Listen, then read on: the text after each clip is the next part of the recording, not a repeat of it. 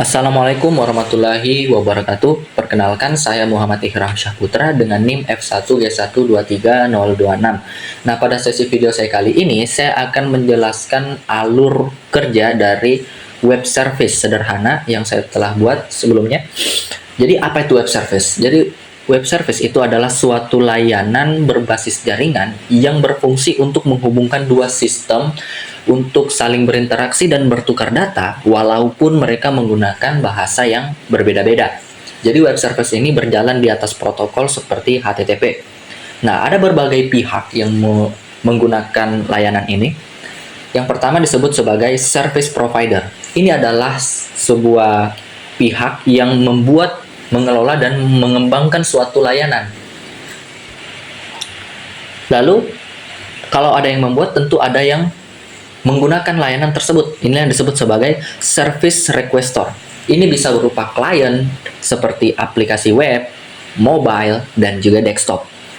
Lalu ada service registry. Ini adalah distributor ya yang mengumpulkan berbagai layanan yang nantinya ini bisa diteruskan ke alamat-alamat mana saja. Jadi ini bersifat opsional karena hanya sebagai tambahan saja agar publish dan discovery yang diterima itu bisa dialurkan dengan baik.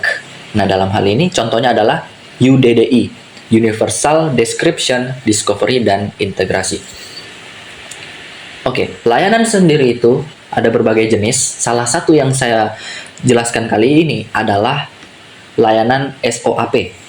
Nah, layanan SOAP adalah layanan yang menggunakan format XML untuk interaksi antar dua bahasa yang berbeda tadi saya katakan. Nah, bagaimana SOAP ini melakukan interaksi terhadap dua sistem ini antara service provider dan requester? Ia memerlukan sebuah dokumen sebagai syarat yang disebut sebagai WSDL. Jadi WSDL ini berisikan informasi tentang bagaimana penggunaan dari layanannya, gitu. Apa saja yang diperlukan, parameternya apa, fungsinya apa, gitu. Oke, langsung saja implementasinya sebagai berikut. Di sini ada mahasiswa.wsdl. Jadi WSDL ini menampung berbagai informasi penting tadi seperti yang saya katakan, ada tipe datanya harus apa, ya. Yang fungsinya harus apa seperti ini, prototype, fungsi yang digunakan apa, yaitu tambah mahasiswa. Lalu ada pengalamatan, diarahkan kemana setelah klien meminta. Nah, gitu. Jadi alurnya seperti itu. Jadi WSDL ini sebagai dokumen awal agar klien atau server itu bisa berinteraksi. Sehingga mereka perlu melakukan penyesuaian terhadap apa yang ada di WSDL. Misalnya di klien seperti ini contohnya. Di klien, dia meminta sebuah respon. Ya, dia meminta sebuah respon yaitu nama, NIM, dan jurusan. Ini sudah disesuaikan terhadap pembuatan WSDL. Jadi dari URL diarahkan ke WSDL, ke ini. Oke. Setelah diarahkan ya dengan sesuai juga, sudah sesuai di sini. Diarahkan tipe datanya apa, lalu prototipenya apa tadi, seperti ini prototipenya apa, nanti langsung diberikan, dia masukkan ke mahasiswa request, nih di bagian message, lalu dipetakan kemana, dialamatkan kemana, oh dialamatkan ke serve.php. Nah, setelah sudah masuk di WSDL, itu server menerima permintaan tersebut, dia menerima permintaan tersebut lalu mengembalikan. Nah, seperti ini. Jadi perlu penyesuaian juga di server, juga perlu penyesuaian terhadap WSDL. Di sini kan ada fungsi tambah mahasiswa dengan alamatnya, parameter yang digunakan apa, harus sesuai semua. Lalu dia mengembalikan seperti apa? Nih, dia mengembalikan return. Nah, jadi return di sini perlu dikembalikan secara eksplisit dalam bentuk array karena harus sesuai ya, seperti tadi di sini di return. Nih, harus sesuai, dia mengembalikan dalam bentuk return string. Gitu. Nah. Oke. Jadi begitu alurnya. dia melakukan sebuah, kita ulang dari awal tadi, klien meminta sebuah request ke server, lalu penyesuaian dengan WSDL, lalu server menanggapi hal ini, lalu dia membuat suatu function tambah mahasiswa, disesuaikan lagi, dia kembalikan lagi di sini. Kenapa ini? Lalu diterimalah oleh sebuah klien kembali dan menghasilkan seperti ini. Oke, tadi sebelumnya Apache-nya sudah berjalan ya. Apache sudah berjalan karena web service ini kan berjalan di atas protokol seperti web service salah satunya. Seperti web server yaitu Apache sudah jalan di sini. Kalau sudah jalan kita tinggal run client.py-nya.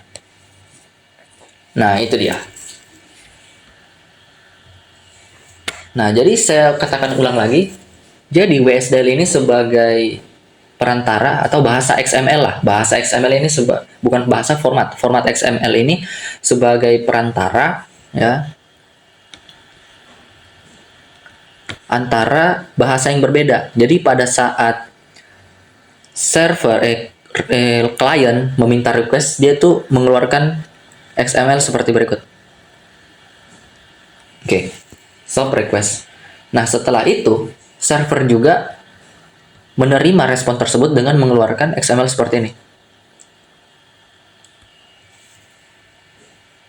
Ya, mungkin seperti ini saja alur dari kerjanya. Oh ya, ada catatan sedikit di sini. Untuk bagian server, ya, kita tidak bisa menambahkan segala sesuatu yang bersifat di luar dari format XML. Misal saya tambahkan echo begini ya. Echo hello world.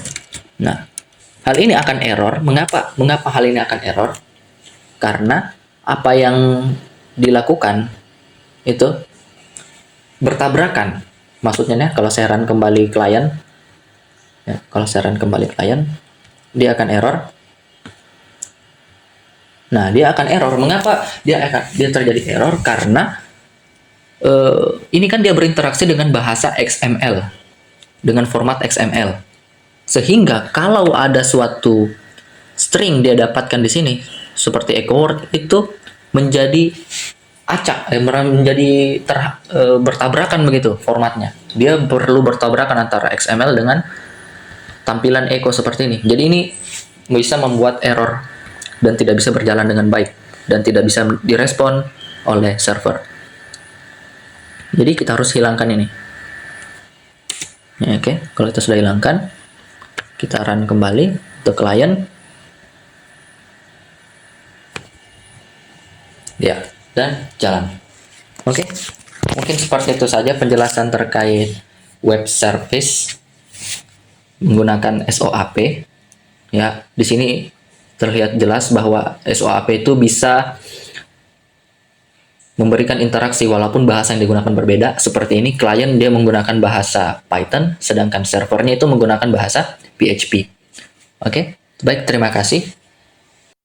Oke, sebagai penutup di sini, saya ingin membagikan pengalaman saya dalam membuat web service ini. Ya, salah satu tantangan terbesar saya dalam membuatnya itu adalah ketika saya mencoba menyesuaikan kedua bahasa yang berbeda. Nah, di sini kan saya menggunakan klien sebagai bahasa Python dan servernya sebagai bahasa PHP. Nah, yang sulit di sini adalah ketika saya mencoba menyesuaikan terhadap format XML yang ada pada dokumen WSDL. Nah, salah satunya error yang terjadi itu ketika respon yang diberikan dan sampai ke klien itu justru bernilai none. Nah, di sini permasalahannya ada pada PHP saya. Di PHP saya itu kan melakukan pengembalian nilai dengan 3 argumen. Lalu saya return secara biasa. Tapi di WSDL itu syaratnya dikembalikan dalam 1 argumen return. Ternyata solusi yang saya temukan itu ada pada return, yang mana return ini harus mengembalikan nilai secara eksplisit. Ya, jadi return ini harus dibungkus dengan array agar dikembalikan dalam 1 argumen. Sedangkan tadi PHP saya return dengan 3 argumen. Nah, disitulah terjadi error karena tidak sesuai dengan WSDL. Ya, jadi itulah tantangan yang saya alami dalam membuat web service ini, kita harus detail sekali karena SOAP ini begitu sensitif terhadap format XML, apalagi kedua bahasa yang digunakan berbeda. Oke, baik, terima kasih, itu saja dari saya. Sebagai penutup, terima kasih sudah menonton. Wassalamualaikum warahmatullahi wabarakatuh.